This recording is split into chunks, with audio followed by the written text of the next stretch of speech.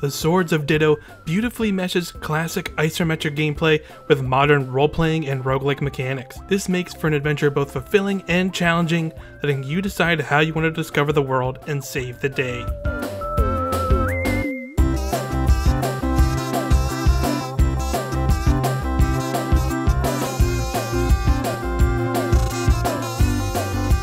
As you wash up on the Isle of Ditto, Puku, your dung beetle guide, informs you that the evil witch Mormo has awoken after a 100-year slumber, and that you're the hero sent to stop her evil plans.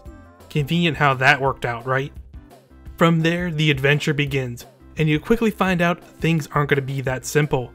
Mormo strikes you down immediately, leaving it up to the next hero to take up the sword 100 years later and try again. This is the overall structure of the game.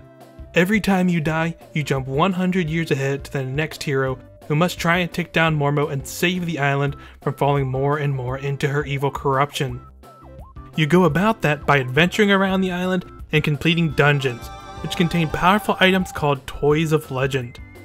These toys can vary from your traditional bow and arrow to more outlandish weapons like a robot suit, golf clubs, or a giant monster foot that comes raining down from the sky. All the toys have uses in and out of combat, with some dungeons being built around specific toys you get on a particular run. There's also plenty of optional dungeons and side quests to find as you explore the world. However, I did find the pesky countdown timer kind of limiting early on. It doesn't take long to get around it, so it's only really a minor nuisance during your early runs. Your character level stays the same throughout the game, raising your max health and unlocking more slots to equip stickers you collect. Stickers give you various bonuses like a dash attack or a dodge roll that leaves trails of flames behind you. If you die, you will lose your stickers and items you pick up, but as you progress, you will find characters or items to help circumvent some of the roguelike mechanics. With these, I think the game has a great balance for players wanting a more consistent RPG experience or players looking for the more run-based nature of a roguelike. The game is bursting at the seams with style and charm. From a visual standpoint, I found the way the island deteriorates over time or rebuilds itself after a successful run is great, but you do start to see a lot of the same environments after a while, so the world does lose a little bit of that wonder. The cast of characters is just as fantastic and feel ripped right out of a Saturday morning cartoon.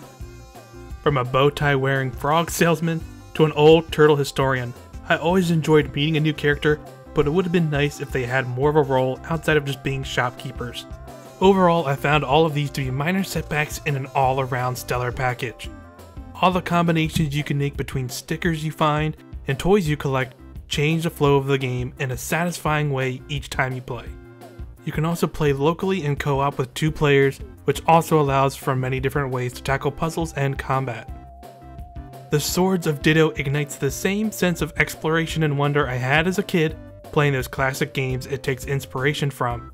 It also implements modern gameplay mechanics on top of that in a smart way that any level of player could enjoy. The game is currently out on PC and PS4. This review copy was provided by the developer.